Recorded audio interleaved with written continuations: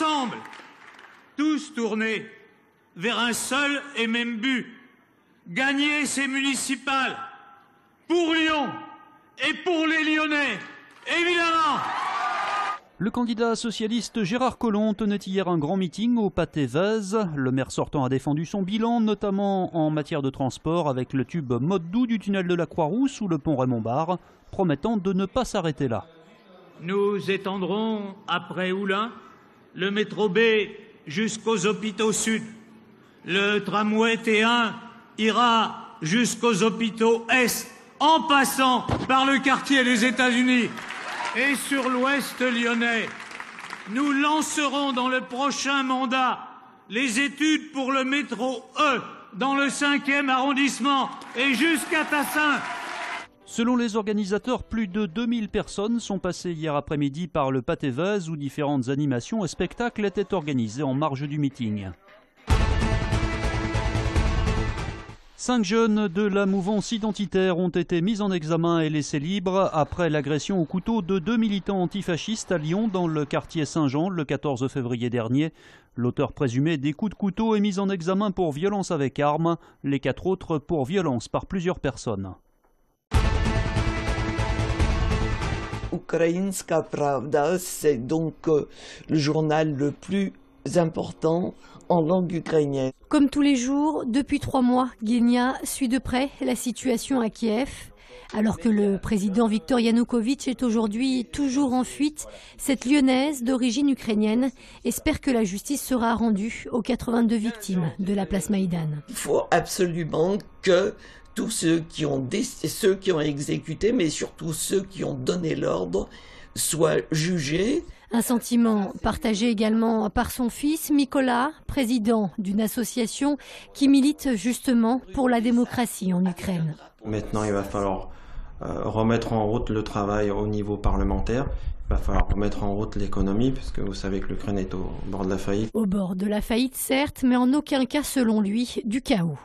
Des responsables politiques qui étaient, y compris jusqu'à il y a quelques temps, dans le parti des régions, ont insisté pour dire qu'ils n'allaient absolument pas dans le sens d'une scission du pays. Dès demain, un gouvernement d'union nationale devrait être nommé avant des élections générales prévues le 25 mai prochain.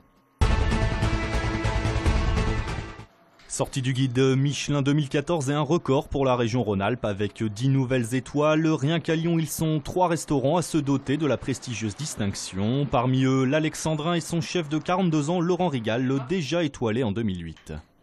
On me l'a enlevé, ça a été une souffrance vraiment terrible, une remise en question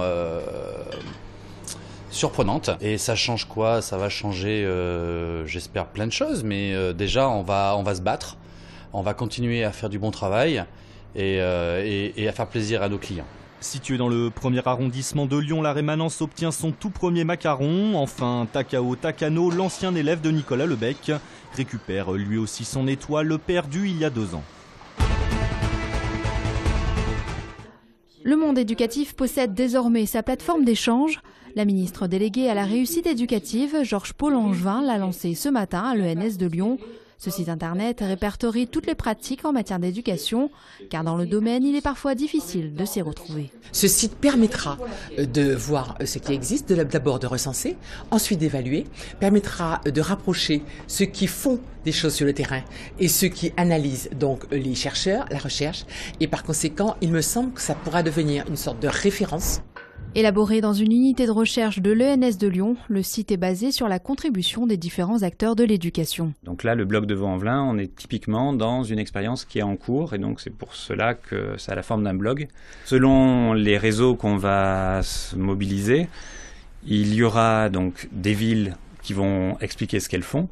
Certains établissements vont expliquer des projets qu'ils trouvent intéressants de valoriser sur le site. Le site internet est accessible via le www.observatoire-réussite-éducative.fr. Tenu en échec hier soir 0-0 chez le 3e de Ligue 1 Lille, l'OL a raté l'occasion de revenir à 2 points du podium. Inoffensif en première période, les Lyonnais ont eu les occasions pour s'imposer dans le deuxième acte.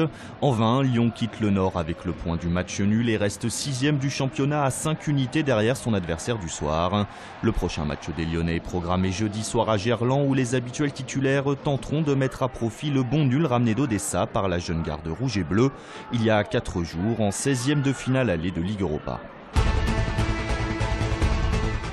Soirée de gala samedi à Villeurbanne. L'Asvel a largement dominé Dijon 85-65 et une fois n'est pas coutume a régalé son public, ne laissant que des miettes à des Bourguignons, pourtant co-leaders de la Pro A avant cette rencontre. Je disais aux joueurs dans le vestiaire qu'on n'a pas douté de nous. On a une forte défense, on a changé notre façon de défendre depuis le championnat. On fait partie des meilleures défenses aujourd'hui, alors qu'on était la défense des nuls. La défense pour les nuls au début de saison. Donc aujourd'hui on est là, et quand on a cette qualité-là, on peut avoir confiance en ce qu'on fait, même si on pédale un peu en attaque, c'est pas grave, c'est pas très grave, on reviendra. Edwin Jackson, auteur de 24 points, s'est lui baladé sur le parquet de l'Astrobal. Avec ce 7e succès en 9 rencontres, les Villeurbanais se replacent dans la course au play-off. Ils sont toujours 9e, mais regardent désormais vers le haut du classement.